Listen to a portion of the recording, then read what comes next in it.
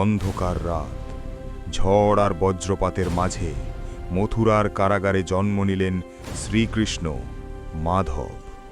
বাসুদেব তাকে নিয়ে বের হলেন উত্তাল যমুনার দিকে, কিন্তু অলৌকিকভাবে নদী নিজে থেকেই পথ করে দিল।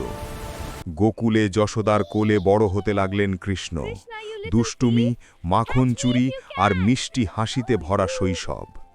হঠাৎ একদিন ভয়ঙ্কর সাপের আতঙ্ক। সবাই যখন ভয়ে কাঁপছে, তখন কৃষ্ণ ঝাঁপ দিলেন যমুনায়, আর সাপের ফণার ওপর নাচ করে তাকে পরাজিত করলেন। বৃন্দাবনের বনে তার বাঁশির সুরে মুগ্ধ হয়ে আসতেন রাধা, এক পবিত্র চিরন্তন ভালোবাসা। অবশেষে কৃষ্ণ অত্যাচারী কংসকে পরাজিত করে অন্যায়ের অবসান ঘটান। আর কুরুক্ষেত্রে অর্জুনকে তিনি শেখান, কর্ম করো, ফলের চিন্তা করো না।